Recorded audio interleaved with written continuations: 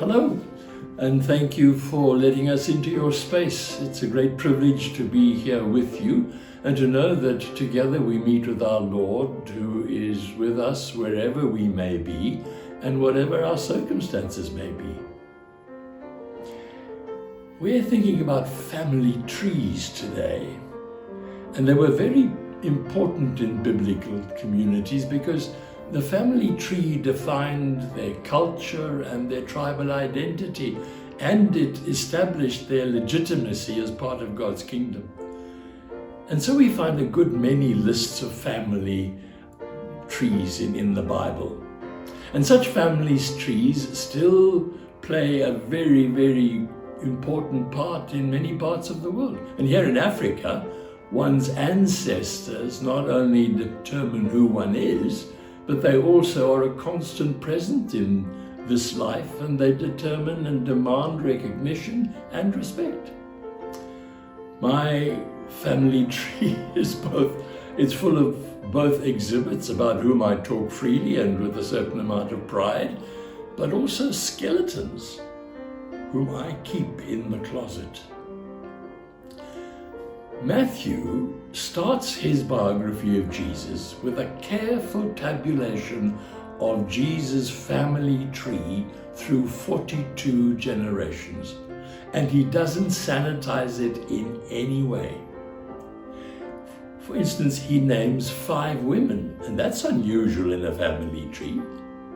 Not one of these ladies has a squeaky clean pedigree, and 4 of the 5 are not even Jewish but Gentiles. And we have to ask him, why did you do that to Jesus, Matthew? Was that kind?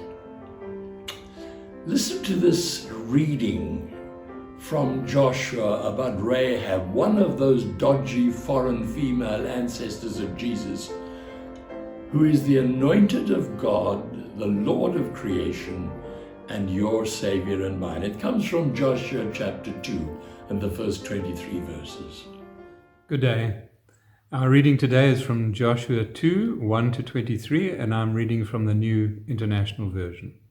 The reading is titled Rahab and the Spies. Then Joshua, son of Nun, secretly sent 2 spies from Shittim. Go, look over the land, he said, especially Jericho. So they went, and they entered the house of a prostitute named Rahab, and stayed there. The king of Jericho was told, look, some of the Israelites have come here tonight to spy out the land.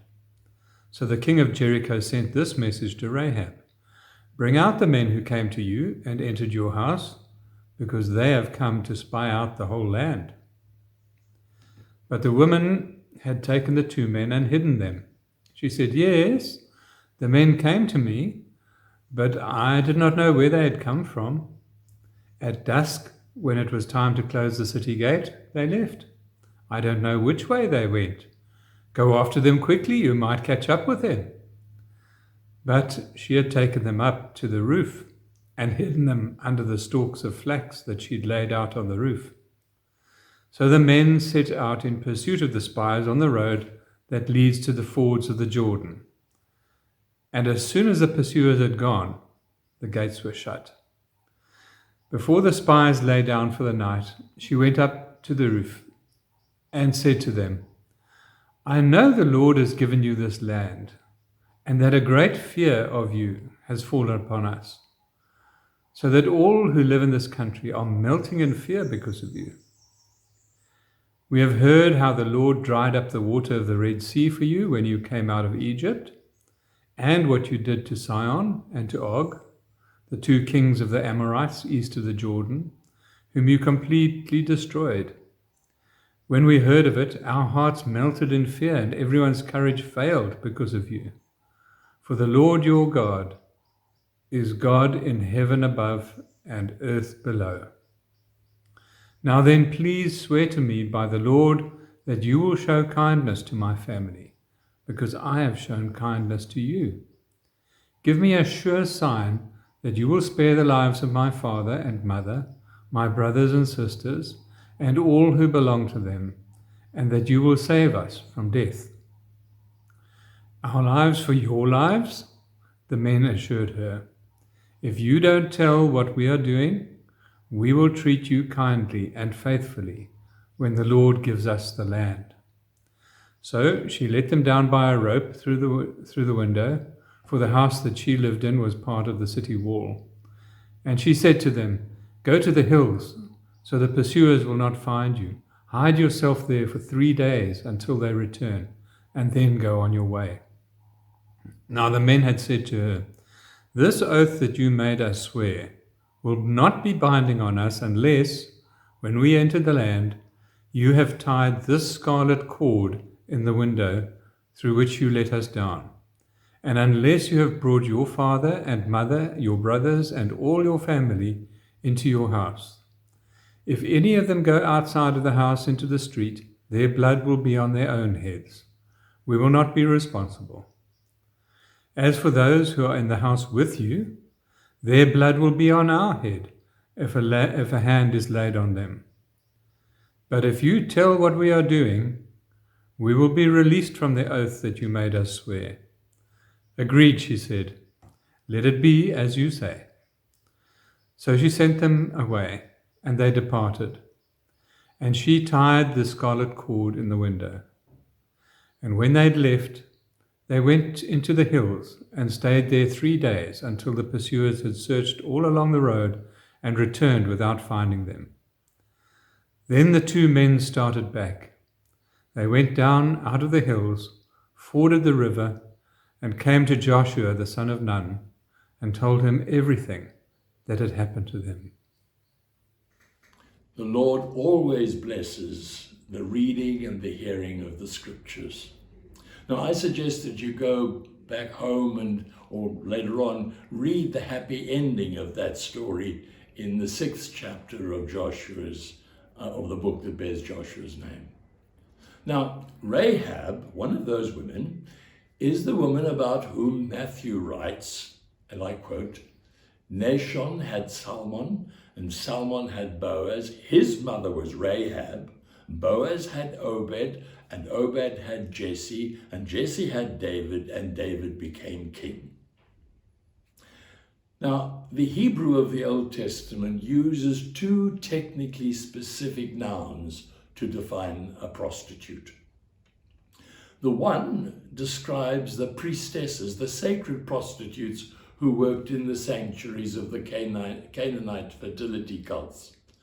And the other name describes the professional secular sex worker. And Rahab was the later, a secular, common, professional prostitute, a harlot. How horrible must it be to have Rahab in your closet? But Jesus had her in his.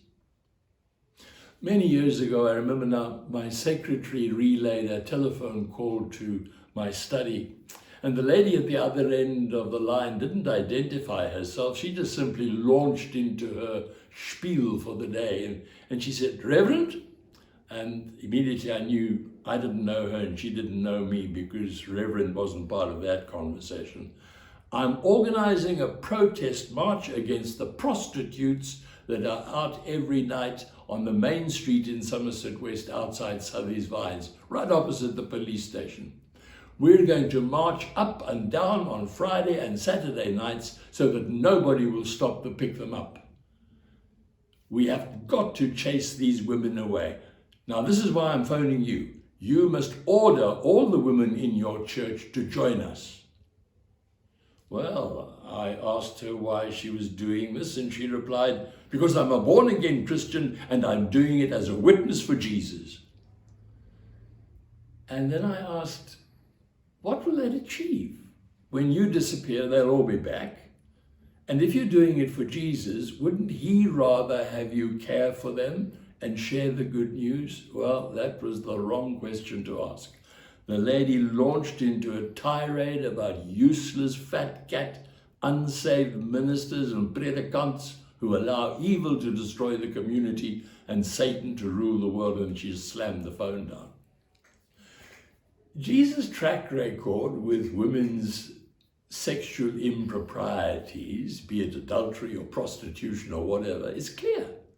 He didn't condone what was done, but he always cared for the person. Now, if you speak to sociologists, they'll tell you, and if you speak to prostitutes, they'll tell you, prostitution is invariably driven by desperation.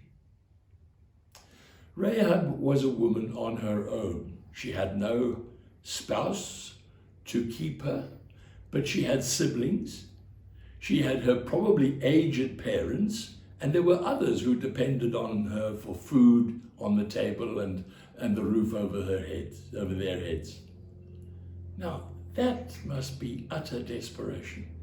When I drive around in Somerset West and I see hundreds of men lining the streets hoping to get a job, I realize their desperation. Imagine going home at night, you've been out all day and you've got nothing to bring home at night, and there are little children there who say, "Daddy, we're hungry," and you can do nothing about it. Is there any greater desperation than that?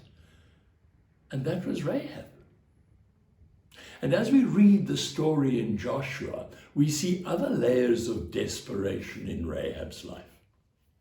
She evidently isn't a fan of her king and his administration. So she's looking for a better deal. Who knows?